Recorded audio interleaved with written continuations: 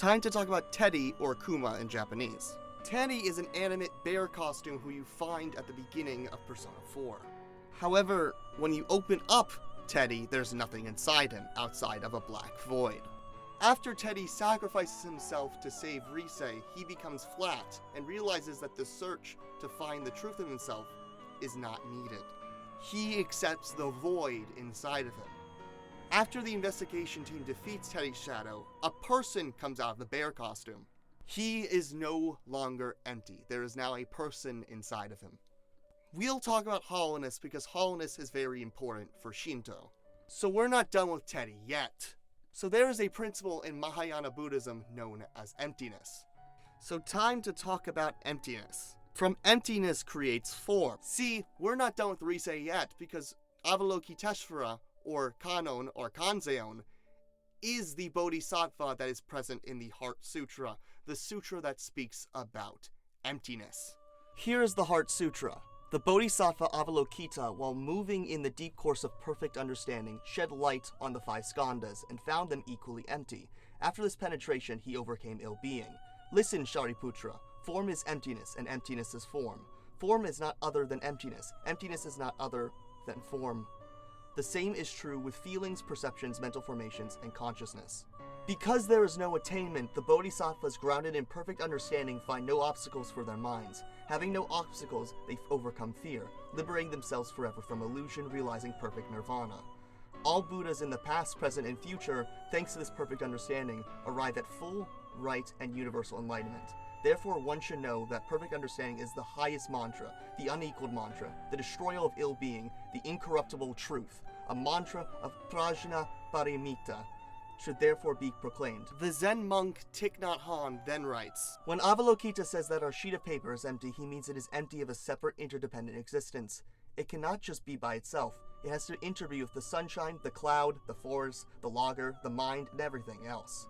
It is empty of a separate self, but empty of a separate self means full of everything. So it seems that our observation and that of Avalokita do not contradict each other after all. Teddie, realizing that he doesn't have to look for his true self, realizes and awakens to his persona and the person inside of him. He does this through the interbeing of existence.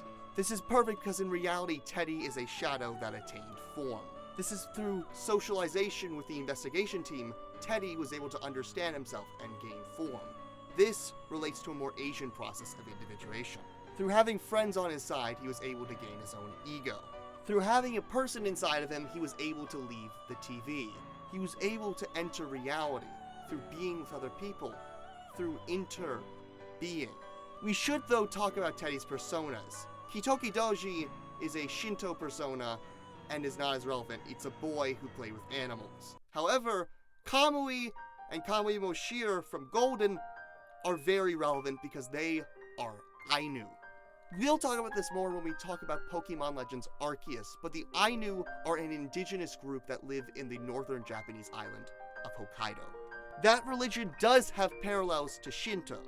Kamui and Kami even sound similar. Though Kamui come in the form of animals in our world, they actually are more human-looking in Kamui Moshir, the land of the gods. Kamui Moshir is Teddie's third persona. Teddie, of course, is a bear costume, and there's a very specific reason for that. The Ainu love bears and probably revere them over any other animal. They love them so much that they kill them after they raise them for a few years. They don't kill them because they're evil, they kill them because they love them.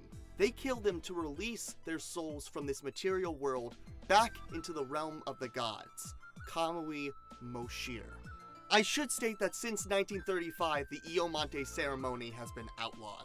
Moving on, although Teddie doesn't die in Persona 4, he does basically sacrifice himself to save Rise, and allows her to individuate and accept her shadow. That is very similar to the sacrifice that happened in the Iyomante ceremony, where a bear was sacrificed to basically be unzipped and go to the realm of the gods. And of course, Teddie's bear costume is a mask for the human that's inside of him. But how can that tie together with emptiness? Think of it like this. This will transition into Shinto as well. Anything has potential. Even a bear cub is truly a god on the inside. Even a weird bear costume has a cute, boyish figure on his inside that he can unzip into. As we think about the truth, we do not accept appearances. We accept the potential that can become from it. Rise has put on tremendous amounts of personas.